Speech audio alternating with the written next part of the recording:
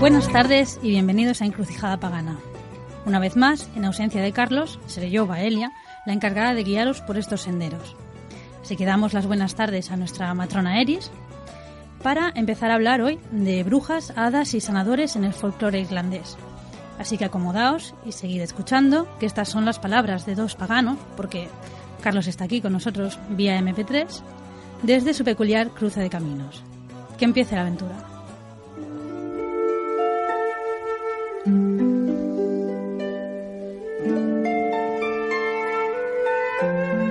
En su libro Irish Customs and Beliefs, Kevin Danaher relata que durante unas vacaciones familiares en su juventud se cruzó con una anciana llamada Nelly. Más tarde descubriría que la anciana era conocida en la zona por sus conocimientos de medicina herbolaria y su tendencia a maldecir a cualquiera que la ofendiese.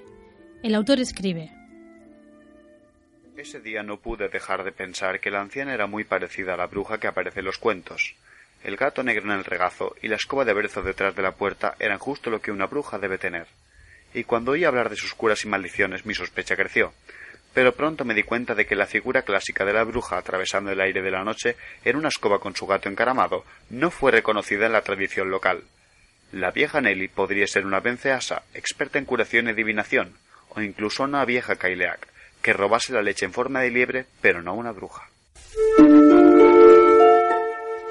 Morgan Dyler, autora del blog Living Liminally, señala que la cita de Danaher ilustra la diferencia que existe entre la visión continental de la bruja, más conocida, y la visión de la brujería en Irlanda. La figura de la bruja irlandesa conserva un matiz negativo, pero menos siniestro que el de sus homólogas continentales. De hecho, la acusación más documentada sobre las brujas irlandesas es el robo de leche y otras formas de afectar al ganado vecino, adoptando la forma de liebre. La visión demoníaca de las brujas parece haber sido importada de Europa en un momento posterior y nunca habría cobrado en Irlanda la fuerza que tuvo en otras zonas, especialmente en Escocia. En lugar de esta bruja demoníaca europea, tenemos por un lado la Fea Sabine, o mujer sabia, capaz de ayudar a la comunidad con sus remedios herbales y capacidades de clarividencia, así como el conocimiento del mundo feérico.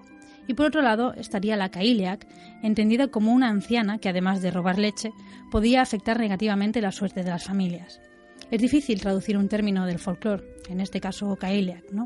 Aunque pueda tener el mismo origen, en este contexto no nos estamos referenciando a una diosa, como se la ha visto, como se usa a veces la palabra Kaileak, sino a lo que hoy en día pues diríamos en nuestra lengua una bruja, la típica, ¿no?, de los cuentos, una arpía.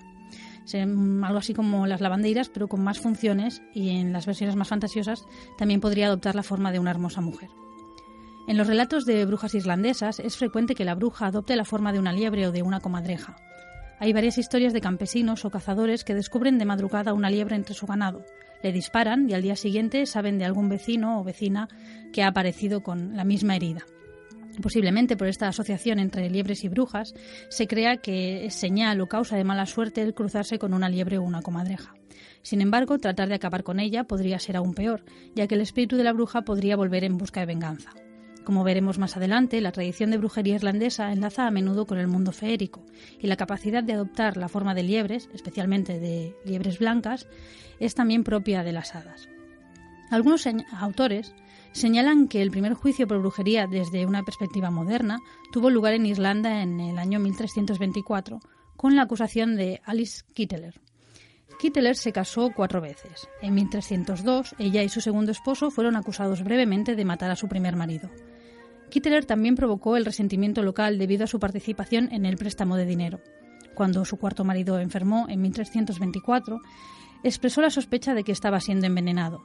Después de su muerte, sus hijos la acusaron de usar veneno y hechicería en contra de sus padres y de favorecer a su primogénito, William Outlaw. Además, ella y sus seguidores fueron acusados de negar la fe, sacrificar animales para el demonio y de blasfemos.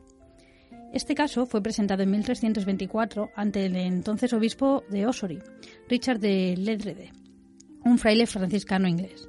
El obispo solicitó que la arrestaran, pero acabó siendo arrestado él mismo debido al parentesco de Alice con las autoridades de la zona. Finalmente, una de las criadas de Alice, Petronella de Metz, confesó bajo tortura ser practicante de brujería. Tras esto, Alice fue condenada pero huyó. Se cree que a Inglaterra porque no hay más registros de ella. Los juicios siguieron contra sus sirvientes y Petronela de Metz fue flagelada y quemada en la hoguera el 3 de noviembre de 1324. La hija de Petronila, Basilia, huyó con Alice. El hijo de Alice, William Knowlow, también fue acusado, entre otras cosas, de herejía, usura, perjurio, adulterio y clericidio. Pero después de retractarse, William tuvo una condena mucho menos severa. Se le ordenó escuchar 3 misas al día durante un año y dar dinero para alimentar a los pobres. Este caso fue seguido muy de cerca por el Papa Juan XXII, que estuvo entre 1316 y 1334, y en 1326 concedió la categoría de herejía formal a la brujería con la bula Super Ilius Specula, asimilando maleficio a brujería diabólica y a herejía. Este caso, además, parece contener el primer registro de una bruja que se relaciona con su demonio familiar, que por cierto se llamaba Robin Atkinson. Si alguien se pregunta de dónde viene el nick de este autor, ¿no? A pesar de la importancia del proceso a Alice Keiteler, lo cierto es que en la historia de Irlanda hubieron muy pocos juicios por brujería, teniendo lugar principalmente en los asentamientos de origen neoirlandés. El último juicio por brujería en Irlanda tuvo lugar en Carrifergus en 1711 y dio lugar a una condena a picota y a 1 año de prisión. La condena a picota era una especie de... la picota es una columna más o menos ornamentada en la que se exhibía a los reos o en ocasiones las cabezas de los ajusticiados. Esta condena, relativamente suave, cuando no implicaba ejecución previa, refleja la actitud con la que los irlandeses trataron el tema de la brujería, difícil de comparar con las grandes persecuciones, juicios y condenas de la Europa continental. Tal vez porque el folclore mantuvo una imagen medieval de la brujería más o menos aceptada en la tradición local, no se produjo la histeria colectiva que tuvo lugar en el resto de Europa. Hace años, tenía un libro de mitología catalana en el que el folclorista Joan Soler i Amigó explicaba que muchas de las tradiciones asociadas con las hadas habían pasado a formar parte, más o menos deformadas, de los relatos de brujería posteriores. El modelo de bruja satánica propuesto por la Inquisición no tuvo siempre el mismo éxito y en varios casos los registros históricos muestran una reticencia por parte de los locales a aceptar el discurso propuesto por los inquisidores, que solían venir de fuera. Muchas regiones tienen denominaciones propias para sus profesionales de la magia, por así decirlo, de la magia, de la sanación o de la adivinación, que acabarían siendo metidos en el saco de la brujería tal como era definida por las autoridades. Así se defendía la figura, por ejemplo, del Benandanti frente al Malandanti, y la bruja empezó asociándose al bando destructor para acabar asimilando también a su contrario. En otras ocasiones sucede lo contrario. Así, según el antropólogo Carmelo Lisón Tolosana, en Galicia la palabra meiga, que por cierto no aparece en documentos medievales y pudo ser también una invención de los inquisidores, como si no me equivoco la misma palabra aquelarre, esta palabra meiga se usó para describir a las brujas demoníacas o satánicas, mientras que la bruxa podía ayudar a la comunidad averiguando el origen de un ahogamiento o hechizo maléfico y tendría el poder de contrarrestarlo. En cualquier caso, el modelo de la Inquisición es uno, mientras que las variantes locales de las brujas son muchas y poseen una gran riqueza de matices. En el caso de Irlanda, las brujas o curanderas autóctonas parecen estar más relacionadas con el mundo feérico, o esta relación al menos se ha conservado mucho mejor que en el resto de Europa. Un buen ejemplo de ello es la figura de los Fairy Doctors. En el siglo XIX, varios folcloristas recogieron narraciones y testimonios de estos Fairy Doctors, que se podría traducir como doctores feéricos, doctores hada o doctores de hadas. Por ejemplo, en Fairyland and Folk Tales of the Irish Peasantry, una obra compilada en 1888 por Samuel Butler Yeats, leemos lo siguiente. Las brujas y los Fairy Doctors obtienen su poder de dinastías opuestas, la bruja de los malos espíritus y de su propia voluntad maligna, el Fairy Doctor de las hadas y de un don de nacimiento. Las brujas son temidas y odiadas, mientras que a los Fairy Doctors se los busca por su consejo, son antes traviesos que malignos. Los Fairy Doctors más populares son niños con los que las hadas se encariñaron, se llevaron con ellas y los retuvieron por un periodo de 7 años. Sin embargo, no todos los protegidos de las hadas son llevados al otro mundo. Pueden simplemente crecer como personas silenciosas y algo extrañas, con tendencia a vagabundear por lugares gentiles. Tal predisposición los llevará, con el paso del tiempo, a ser grandes poetas, músicos o Fairy Doctors. No deben ser confundidos con aquellos que tienen un Shillian Hound, un malado, por así decirlo, porque éste vive en las entrañas de su elegido, alimentándose de él de forma que la víctima va decayendo hasta su muerte. Las hadas del folclore inglés y escocés se han clasificado de diversas maneras. Las categorías más conocidas son las Silly Court, algo así como la corte bienaventurada, y la Ansilikurt, la corte desgraciada, ¿no? Estas categorías pueden reflejar una clasificación medieval de los elfos germánicos, ¿no? Los elfos luminosos, los elfos oscuros, mientras que el pueblo feérico celta no cuenta con una división comparable. Yeats, en la obra que citamos, divide a menudo el mundo feérico entre la hueste feérica, que aparecería en espléndidas procesiones, y las hadas solitarias, que serían más bien espíritus de carácter maligno. La tropa feérica habitaría los rats, que son fortificaciones circulares de tierra que están datadas más o menos entre el 400 y el 900 antes de nuestra era. Son construcciones, pues los rats en concreto son de tierra, ¿no? Similares a los castros, de esta forma circular, y son muy abundantes en Irlanda. Y por otro lado, además de estos rats, pues habitarían grutas y cuevas. Se consideraba que aquellos que tenían relación con la hueste feérica poseían un gran conocimiento de hierbas y hechizos. Cuando no se podía sacar mantequilla de la leche o las vacas no daban leche, los fairy doctors se encargaban de discernir si era por causas naturales o bien se trataba de algún acto de brujería. Por ejemplo, que una Cailleach en forma de liebre hubiera ordeñado el ganado antes o hubiera usado el hechizo de la mano muerta para robar la mantequilla a los vecinos. Podían ver a las hadas y advertir a aquellos que construían casas u otros edificios si se hallaban en los caminos empleados por las entidades feéricas para que detuvieran la construcción. Los fairy doctors aconsejaban también en los casos de changeling o de intercambio de niños, que en ocasiones también el changeling se puede hacer con adultos, ¿no? Las hadas se llevaban a un humano y dejaban una copia o una hada en forma que imitaba la forma de la persona que se habían llevado en su lugar, pero que no era ella. Y también pues aconsejaban acerca de las enfermedades causadas por el contacto con el mundo feérico. Varios testimonios describían a un fairy doctor local de la siguiente forma. Nunca tocó cerveza, licores o carne en toda su vida, sino que vivía únicamente de pan, frutas y verduras. Tanto en invierno como en verano vestía simplemente una camisa de franela y un abrigo. Colaboraba en las celebraciones, pero no comía ni bebía su parte. No hablaba inglés, ni nunca se le pudo enseñar esa lengua, aunque decía que podía usarse con mucho éxito para maldecir a un enemigo. Cuidaba de un cementerio, pero nunca se llevó de las tumbas ni una hoja de hiedra. Decía, además, que los vecinos hacían bien de mantener los viejos usos, como no cavar nunca una tumba el lunes o dar 3 vueltas a la tumba con el ataúd, siguiendo el curso del sol antes de enterrarlo, para que los muertos descansaran en paz. Y al igual que los vecinos, creía que los suicidas estaban malditos, y que todos los muertos se daban la vuelta en sus tumbas cuando se enterraba un suicida entre ellos. Nunca, ni siquiera en su juventud, tuvo el pensamiento de tomar una esposa ni se supo que hubiera tenido algún amor. Se mantuvo al margen de la vida, y de esta forma mantenía su poder sobre los misterios. El dinero no podía tentarlo a enseñar su conocimiento a otro, ya que él creía que si lo hacía, moriría. No tocaría una vara de avellano, pero tenía una varita de fresno que sostenía en sus manos cuando oraba de rodillas.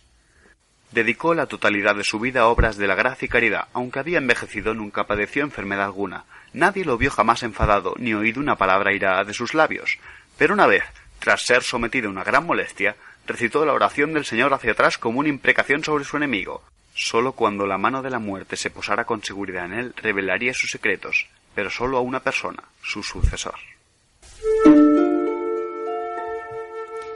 Es interesante destacar de este testimonio la aclaración acerca de que el fairy doctor no se llevaba nada de las tumbas, ya que los trabajos de necromancia se consideraban propios de la brujería satánica. El más famoso de ellos era el de la mano muerta, que comentábamos anteriormente, que consistía en cortar la mano de un cadáver murmurando ciertas palabras mágicas. Después, removiendo un pozo con esa mano, podían sacar, por ejemplo, de la superficie del pozo la mantequilla del vecino. Como vimos también al hablar de las anjanas asturianas en el programa de las Damas del Agua, el contacto con el mundo feérico podía otorgar el poder de curar. El ser llevado por las hadas era una aventura ambigua, ya que el mundo subterráneo era también el otro mundo, el reino de los muertos.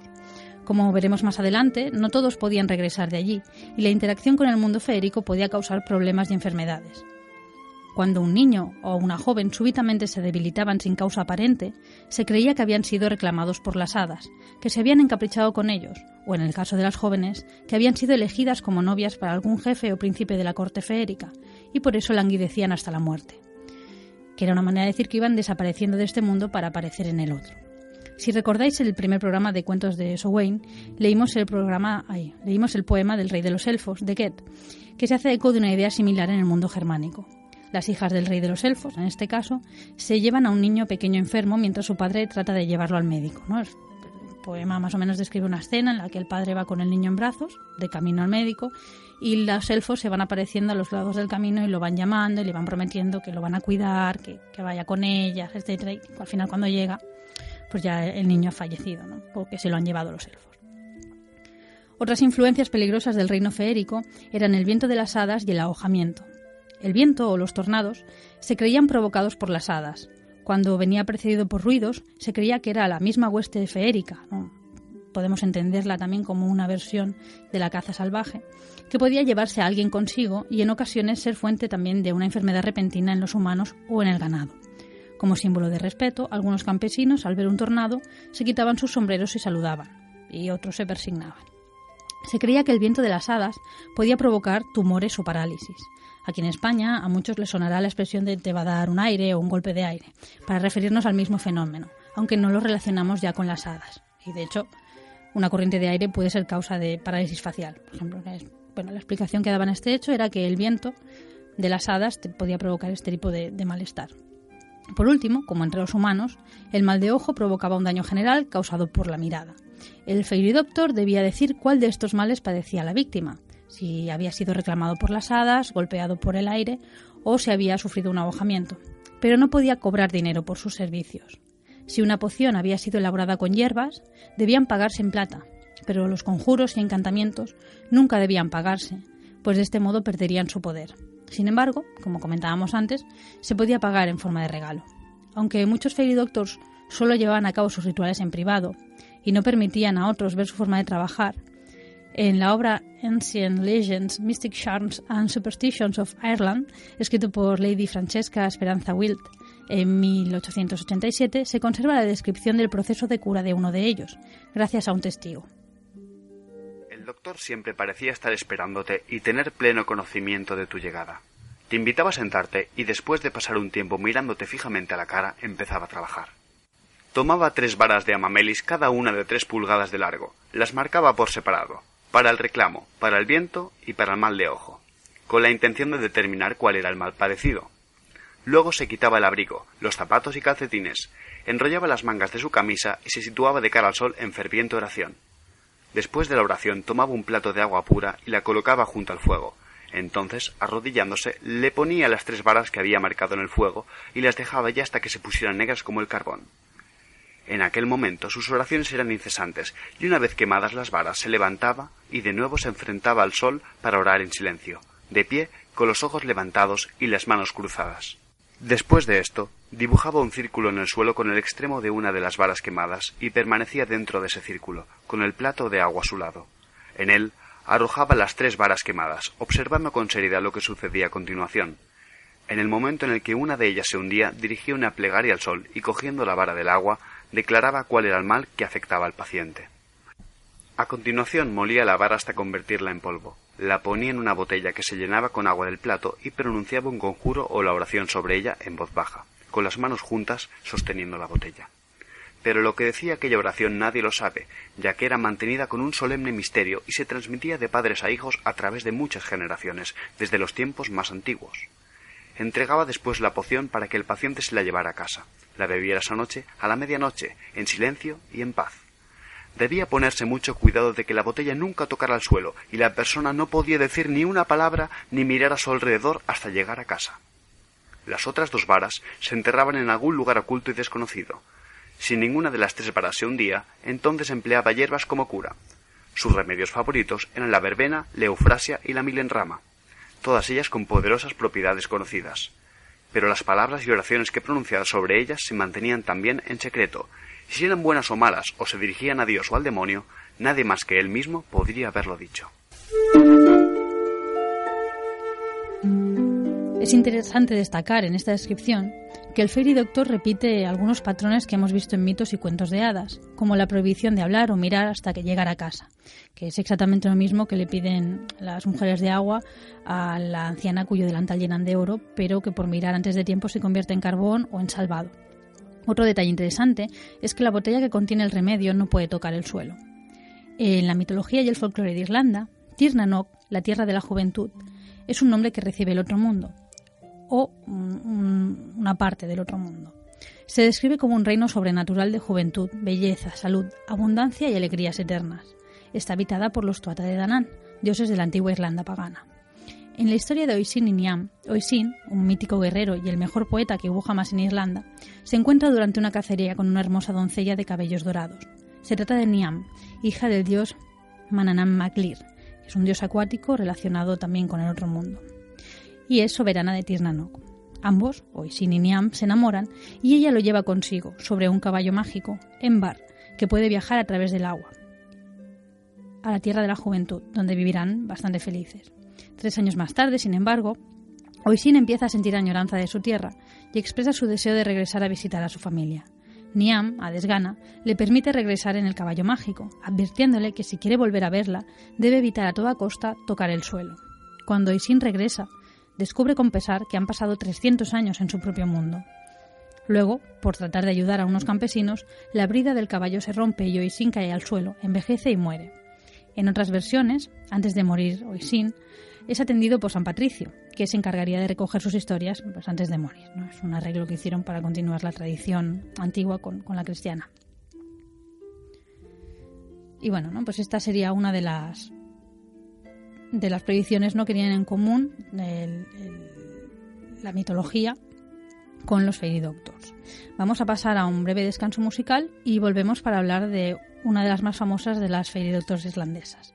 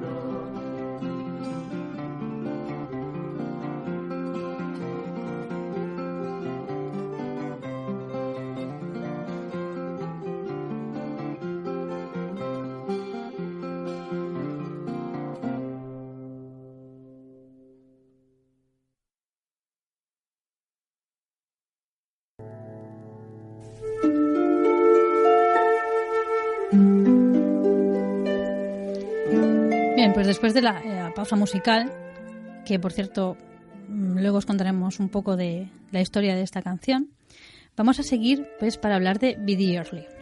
Quizá la más conocida de los Fairy Doctors fue esta mujer, Bridget Ellen Connors, conocida como Biddy Earley o la Mujer Sabia. Mucho de lo que se sabe de ella procede de la tradición oral, y aunque puede haber ciertas licencias poéticas en referencia a su figura, parece cierto que Biddy poseyó poderes de sanación y clarividencia, y que fue muy consultada. También se creía que ella misma era un hada. Nació en 1798, hija del granjero John Thomas Connors y su esposa Ellen Early. Era una mujer menuda y bonita, que conservó su belleza a lo largo hasta su muerte. Aunque se casó en 4 ocasiones, siempre usó el apellido de soltera de su madre, ya que creía que sus dones habían sido heredados por vía materna. Su madre le enseñó todo acerca de las plantas y de la elaboración de pociones, tal como su abuela la había enseñado a ella. A los 16 años sus padres murieron y fue desalojada de su casa y forzada a trabajar como sirvienta en un pueblo cercano. Posteriormente, su nombre aparecería en los registros de la House of Industry, una workhouse, que las workhouse eran lugares donde la gente pobre que no tenía con qué subsistir podía ir y trabajar a cambio de un sitio para vivir y algo de sustento. Biddy debió trabajar muchas horas allí, las condiciones eran bastante difíciles, pero también aprendió a leer y a escribir gracias a otros trabajadores. En 1817 contrajo matrimonio con Pat Malley, un viudo de mediana edad que moriría poco después. Después de la muerte de su primer marido, se casó con su hijo, John Malley, con el que tuvo un niño llamado Paddy, que desgraciadamente murió de tifos con solo 8 años. Fue después de esta tragedia cuando Biddy empezó a usar sus poderes de sanación. Empezó a preparar curas herbales envueltas en pequeños saquitos y pociones líquidas en pequeñas botellas con instrucciones precisas acerca de cómo debían usarse. Los poderes de clarividencia de Biddy se consideran procedentes de una misteriosa botella oscura que tenía. Cómo esta botella mágica había llegado a sus manos forma parte de la leyenda. Algunos creen que se la dio su marido Pat o bien John antes de morir, y otros creen que le fue entregada por las hadas. Algunas historias sugieren que en su infancia habría vivido un tiempo con las hadas, que se le habrían dado entonces. También se decía que Biddy podía ver y hablar con las hadas en su lenguaje y que ellas le habían enseñado a usar sus dones. Mirando con un ojo la botella y manteniendo el otro abierto, podía ver que había enfermado a una persona y también podía ver el futuro. Nunca podía recibir dinero por el uso de sus habilidades, porque de haberlo aceptado habría perdido sus poderes. Podía aceptar regalos, pero debía dejar ir cualquier cosa que excediera sus propias necesidades. Nunca debía permitir que otros miraran en la botella, porque de lo contrario podían enloquecer o incluso morir. Usando su botella, Biddy siempre sabía cuándo una persona estaba a punto de visitarla, e incluso sabía si había ido a ver a un médico o a un sacerdote antes. Si lo habían hecho, si habían ido a ver a un médico o a un sacerdote antes, ella solía negarse a tratarlos a menos que estuviera de muy buen humor. En 1840, su segundo marido murió por padecimiento del hígado, posiblemente debido al consumo excesivo de alcohol. Biddy se casó nuevamente, con Tom Flannery, y se mudaron a una cabaña en Dromore Hill, sobre el lago Kilbarron, que pronto fue conocido localmente como el lago de Biddy Early.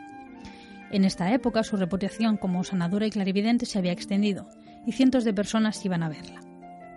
Biddy no solo ayudaba a los humanos, sino que también curaba a los animales, a los que trataba con mucho cuidado. En aquel tiempo, la muerte de un animal podía traer muchas dificultades a una familia rural, de modo que muchas de las historias de Biddy incluyen cuentos acerca de cómo sanó al caballo o a la vaca más importante de una u otra familia. También ayudó a mucha gente a restaurar sus pozos, que en ocasiones eran la única fuente de agua potable, y a solucionar los problemas de las mujeres a la hora de preparar la mantequilla, que como vemos era un elemento fundamental, ¿no? en aquella época. Aunque puedan parecernos poca cosa, en el mundo en el que vivió Biddy, estas cuestiones tan cotidianas, ¿no? Desde ahora podríamos decir intrascendentales, eran de suma importancia para la subsistencia de las familias. La fama de Biddy no tardó en despertar sospechas en la iglesia local, cuyo cura se oponía completamente a las prácticas de la vidente, advirtiendo a los vecinos que no debían ir a consultarla. En 1865 fue acusada de brujería, pero el caso se descartó por falta de evidencias. Gran parte de la población local, de hecho, se puso de parte de Biddy, asegurando que ella no hacía más que buenas obras. Biddy enviudó por tercera vez 3 años más tarde. Tenía ya 70 años, pero parecía de 50, según ha pasado a la historia local.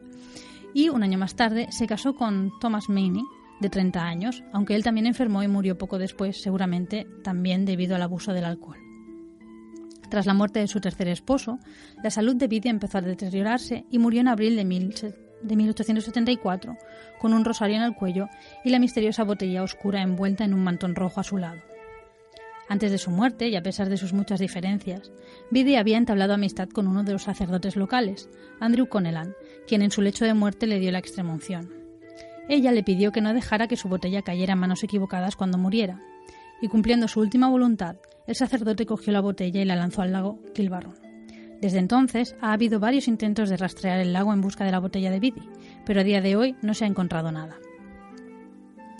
20 años después de su muerte, Lady Isabella Augusta Gregory, que era también amiga de William Butler Yeats, fue la primera que se encargó de buscar a gente que hubiera conocido a Bede y documentó sus relatos en su estudio del folclore irlandés titulado Visions and Beliefs in the West of Ireland, de 1920.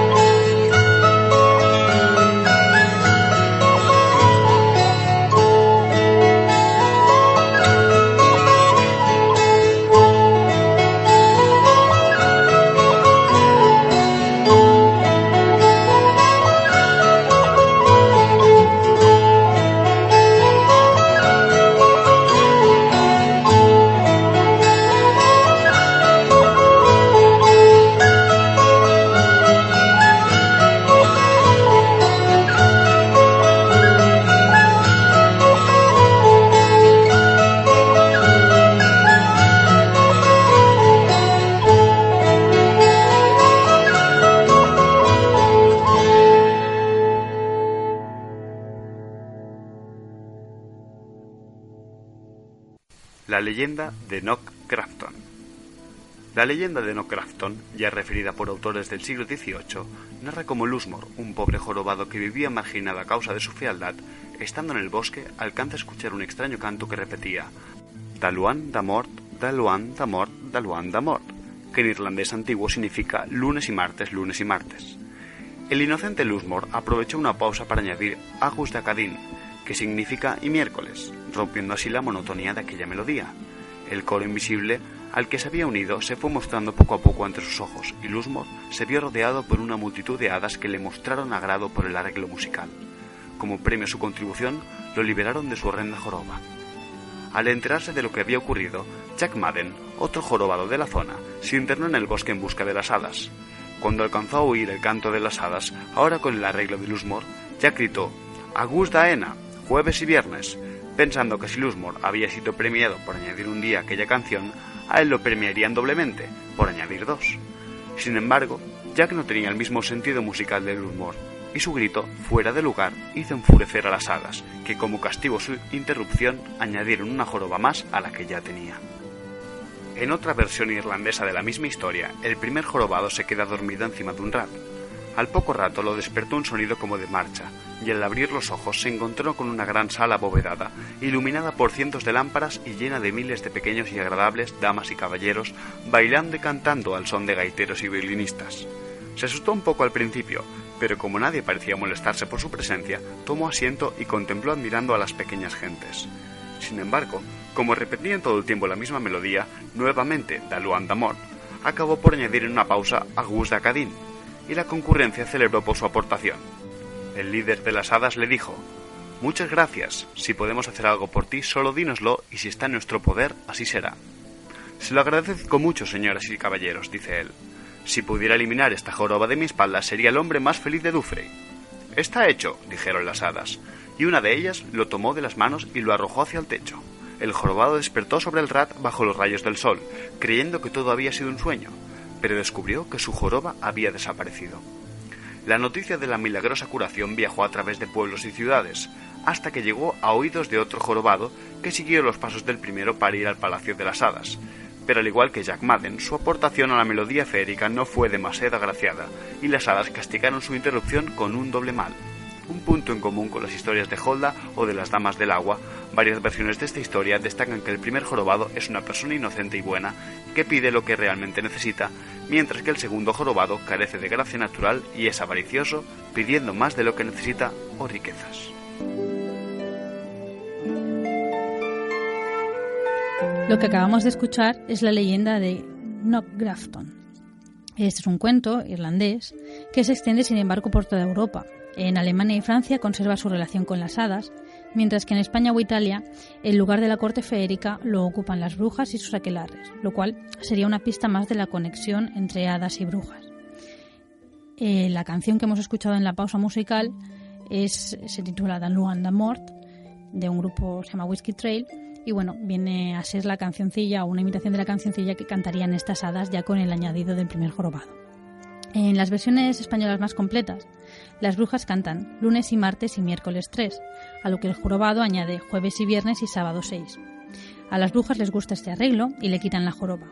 El segundo jorobado, que busca la misma suerte, cuando las brujas cantan lunes y martes y miércoles 3, jueves y viernes y sábado 6, grita domingo 7, rompiendo la melodía, y las brujas lo castigan añadiéndole una joroba más. Tal como comenta Arturo Ortega Morán en su blog Cápsulas de Lengua, que es muy interesante, desde aquí lo recomendamos, aún hoy en México, cuando alguien suelta un comentario fuera de lugar, se dice que salió con el domingo 7, aunque la misma frase se aplica también, como cultura general, a las mujeres que quedan embarazadas inesperadamente. Eso de salir con el domingo 7 pues ha perdurado en el lenguaje. En otras versiones de esta historia, el protagonista ya no es un jorobado, sino un pastor, un leñador o incluso un aprendiz de mago. En una versión muy cambiada, el canto de lunes y martes y miércoles 3, jueves y viernes y sábado 6 es precisamente el que usan las brujas para emprender su vuelo al aquelarre. El tío Cerote, leyenda aragonesa. Al tío Cerote, un zapatero remendón, últimamente su mujer lo tenía muy mosqueado. Y es que la vieja se ausentaba discretamente de la cama cada sábado a medianoche y no volvía hasta el amanecer. Él nada dijo, pero una de aquellas noches decidió hacerse el dormido, tumbado en el banco de la cocina, para descubrir la causa de tan misteriosas idas y venidas. Así, poco antes de la madrugada pudo comprobar que su mujer, después de abandonar la cama, venía andando de puntillas hasta la cocina para cerciorarse de que su marido dormía. Como creyera que lo hacía pierna suelta, tomó un pucherico que tenía escondido cerca del hayar y con el contenido del mismo se untó por todo su huesudo y apergaminado cuerpo. Al poco tiempo, un grupo de viejas, tan arrugadas y feas como la mujer del tío Cerote, se colaron en la cocina a través de la chimenea y también se untaron con aquel misterioso mejunje. Luego, cuando sonó la primera campanada que anunciaba las 12 de la noche, salieron volando en sus escobas y entre ellas la mujer del zapatero, no sin antes haber exclamado con sus estridentes voces: «¡Por encima de Rama y Hoja a los campos de Tolosa!». El remendón dio un brinco en el banco en cuanto se hubo quedado solo, y sin perder un instante se untó por todo el cuerpo con el contenido del pucherico, dispuesto a seguir a las viejas también. ¿Y las siguió? Sí, pero no como él hubiese deseado, porque sucedió que, en su precipitación, se equivocó y lo que dijo antes de partir fue: «Por entre Rama y Hoja a los campos de Tolosa». Inmediatamente salió despedido por la chimenea, como una bala de cañón, pero en vez de surcar limpiamente los aires rumbo a Tolosa de Francia, hizo el viaje atravesando setos, matorrales y zarzas, y se emplató en el aquelarre, desollado y ensangrentado, justo cuando comenzaba el baile de las brujas en torno a un feísimo cabrón. A la par que danzaban, las desnudas viejas chillaban a modo de cántico: «Lunes y martes y miércoles 3, jueves y viernes, sábado 6». Por lo visto, esta cantinela llegó a los oídos del sacristán del pueblo, que precisamente en ese instante se disponía a tocar la campana para la primera misa del día, y no tuvo ocurrencia mejor que, haciendo bocina con las manos, responderles desde lo alto del campanario: ¡Y domingo 7! Mala ocurrencia tuvo aquel sacristán al gritar semejante cosa, y es que, como las brujas odian el domingo con toda su negra alma, por ser el día consagrado al Señor, al escuchar aquella réplica replicaron furiosas a su vez: «¡Coge la jiba y vete!». Al instante le salió una enorme joroba en la espalda al sacristán, y con ella hubo de vivir el resto de sus días. Bueno, pues aprovechando que tenemos un poquito más de tiempo, hablaremos del changeling o intercambio. En algunas ocasiones, como comentábamos antes, las hadas se encaprichan de algún mortal y se lo llevan a su reino, dejando en su lugar a una criatura de aspecto enfermizo o bien una vara de madera encantada que adopta la forma de la persona a que se llevan y que parece languidecer hasta morir. Lo más común es el robo de niños, sin embargo. Se creía que un ahogamiento producido por la envidia, o sea, cuando mirabas a alguien con envidia, podía provocar que el bebé o el niño cayera en poder de las hadas. Existían varias técnicas para descubrir si el bebé era auténtico o un impostor dejado por las hadas. La más reconocida era acercar a la criatura al fuego recitando una fórmula, según la cual el niño humano no sería dañado, pero el impostor adoptaría su verdadera forma para salir huyendo, normalmente por la chimenea. Además del caso de niños cambiados en sus cunas, otras historias nos hablan de mortales que son atraídos por la música de las hadas e invitados a su danza e introducidos en su mundo. Al igual que ocurre en otras mitologías referentes al viaje al otro mundo, si quieren salir de allí es necesario que no coman ni beban nada de cuanto les sea ofrecido. De igual modo, algunas leyendas relatan que las hadas no pueden tampoco comer en los banquetes humanos, especialmente aquellos en los que las comidas están condimentadas con sal. Curiosamente, también se decía esto de uno de los fairy doctors de los que hemos hablado antes. Se consideraba que todos aquellos que partían con las hadas no sufrían ningún daño. Su nuevo mundo estaba lleno de vitalidad y celebración. Una versión menos positiva sobre este tema, sin embargo, considera que a pesar de su felicidad, ellos echarían por siempre de menos a su familia y amigos mortales, a los que ya no volverían a ver. Una tarde a finales de noviembre, que es el mes en que los espíritus tienen más poder sobre todas las cosas, una hermosa muchacha fue a por agua al pozo, pero su pie resbaló y se cayó, lo cual era un presagio de mala suerte. Cuando se levantó y miró a su alrededor, le pareció estar en un lugar extraño. Todo a su alrededor había cambiado como por encanto. A cierta distancia vio una gran multitud reunida en torno a un gran fuego y se acercó lentamente, hasta hallarse entre aquellas gentes que mantenían la mirada fija en silencio sobre la muchacha. Entonces tuvo miedo y trató de huir, pero no pudo. Un hermoso joven vestido de rojo, con una cinta de oro en su largo pelo rubio, se acercó y le pidió si le concedía un baile. «¿Por qué me pide que baile si no hay música?», dijo la joven. Y al instante él levantó la mano e hizo una señal a las gentes y la música más dulce sonó alrededor de ella. El joven la tomó de la mano y bailó hasta que la luna y las estrellas desaparecieron. Sentía que volaba y se olvidó de todo en el mundo, excepto del baile, la música dulce y suave y su hermoso acompañante. Finalmente, el baile cesó y el joven le dio las gracias y le invitó a cenar con ellos. Vio entonces una abertura en el suelo y un tramo de escaleras, y el joven, que parecía ser el rey entre todos ellos, la condujo abajo, seguido de toda la compañía. Al final de la escalera se encontraron con un gran salón, brillante y ornado con oro y plata y multitud de lámparas. La mesa estaba cubierta con todo tipo de viandas exquisitas y el vino se vertía en copas de oro. Una vez hubo tomado asiento, todos la invitaron a comer y beber, y como estaba cansada después del baile, ella tomó la copa de oro que el príncipe le entregaba y se la llevó a los labios. Justo en ese momento, un hombre pelirrojo pasó cerca de ella y le susurró: «No comas ni bebas nada, o jamás podrás volver a casa». La muchacha dejó la copa y se negó a beber. Las gentes se enojaron con ella, y un hombre de aspecto sombrío y feroz se levantó y gritó: «Aquel que viene a nosotros debe beber con nosotros». Tomó el brazo de la joven y acercó la copa a sus labios, pero ella se resistió. En ese momento, el hombre pelirrojo se acercó y tomándola de la mano la apartó de allí. «Estás segura ahora, toma esta hierba y manténla en la mano hasta llegar a casa, y nadie podrá hacerte daño». Y le dio una rama de hiedra terrestre. La joven agarró la planta y huyó por la pradera, escuchando todo el tiempo el sonido de pasos que la perseguían. Por fin llegó a casa, atrancó la puerta y se metió en la cama, escuchando aún un gran clamor en el exterior y voces que la llamaban. Por la magia de la hierba se desvanece el poder que teníamos sobre ti, pero cuando bailes de nuevo la música de la colina, nada podrá impedir que te quedes con nosotros para siempre.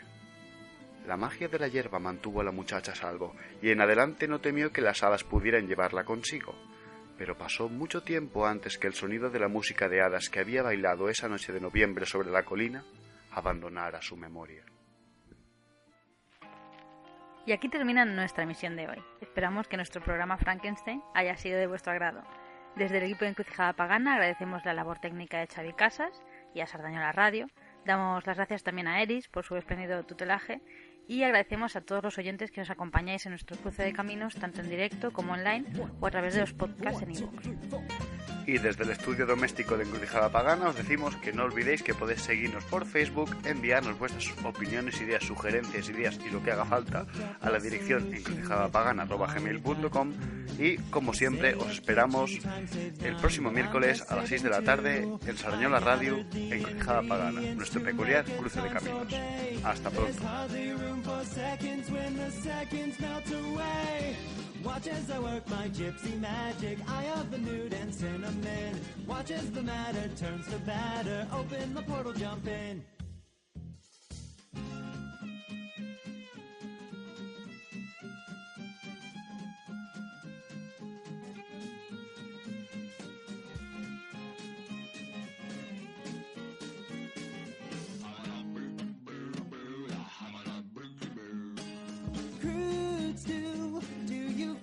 Apple bloom. Sometimes life is not a cakewalk served up on a silver spoon.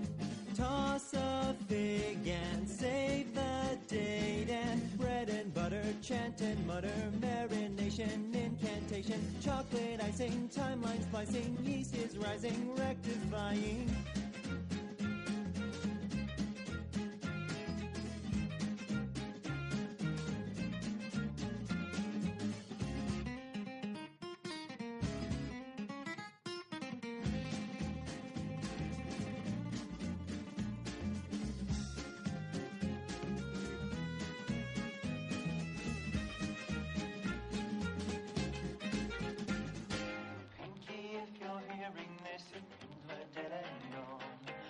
Don't bake a portal, just accept it and move on. My cauldron is preheated and I've got you in my thrall. Let's beat these yoke and save my folk by baking the fourth wall. Watch as I work my gypsy magic, see pony tears and provolone. God help this outcast with her witchcraft, someday I'm gonna go home.